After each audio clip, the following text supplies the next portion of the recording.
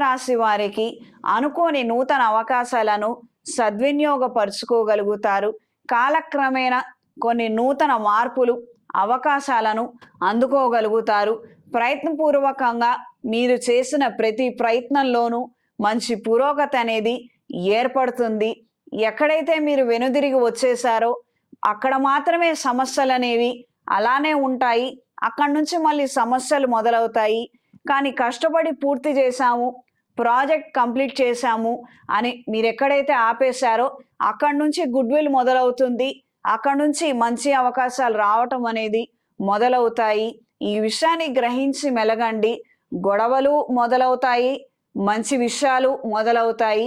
ఏదైనా ముగింపు చేసుకోవడం అనేది అత్యంత అవసరమైనటువంటి అంశము. ఏ విషయంలో అయినా, వ్యవహారంలో అయినా అర్ధాంతరంగా ఏదైనా ఆగిపోయినటువంటి కార్యక్రమాలు, విషయాలు ఉన్నట్లయితే వాటిని పునర్ప్రస్తావించి ఇందులో మార్పులు తీసుకురాగలిగితే అన్ని విధాలా బాగుంటుంది. ఈ యొక్క రాశి నుండి చతుర్థ స్థానంలో కుజగ్రహ వక్రగతి ఈ యొక్క ఇంటికి సంబంధించినటువంటి వ్యవహారాలలో మార్పులు ఏర్పడతాయి. భూ సంబంధమైనటువంటి విషయ వ్యవహారాలు మీరు అనుకున్న విధంగా అమ్మగలుగుతారు. మంచి ఆదాయాన్ని అందుకోగలుగుతారు.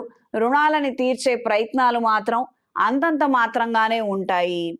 ఆరోగ్య విషయంలో ఖచ్చితమైన శ్రద్ధలు అవసరం.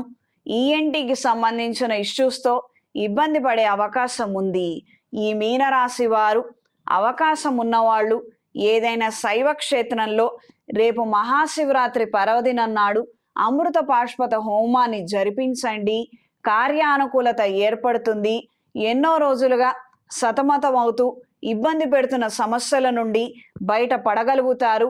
శివపార్వతుల అనుగ్రహాన్ని పొందగలుగుతారు. ఈ వారం స్త్రీలకు అనుకున్న కార్యక్రమాలలో మంచి పురోగతిని సాధించగలుగుతారు.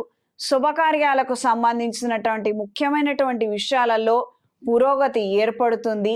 ఆధ్యాత్మిక కేంద్రాల పట్ల, దైవ కార్యక్రమాల పట్ల ఆకర్షితులవుతారు.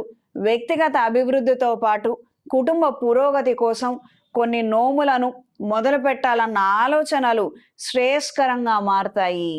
ప్రత్యేకించి కుంభరాశి వారికి, మీనరాశి వారికి, మేషరాశి వారికి ఏలినాటి శని నడుస్తున్నందువలన 7 శనివారాల వ్రతం శ్రీ వెంకటేశ్వర స్వామి వారిది ఆచరించగలిగితే అనుకూలమైనటువంటి ఫలితాలను పొందగలుగుతారు.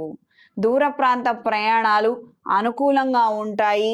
కొత్త వాహనాన్ని కొనుగోలు చేయాలన్న ఆలోచనలు ఏర్పడతాయి. ఈ వారం మీనరాశి వారికి కలిసొచ్చే రంగు నీలం, కలిసొచ్చే దిక్కు పడమర, కలిసొచ్చే సంఖ్య 5. ప్రతిరోజు ప్రతినిత్యం ఇంద్రాణి స్తోత్రాన్ని పఠించండి. అష్టమూలికా తైలంతో, లక్ష్మీ తామర ఒత్తులతో దీపారాధన చెయ్యండి.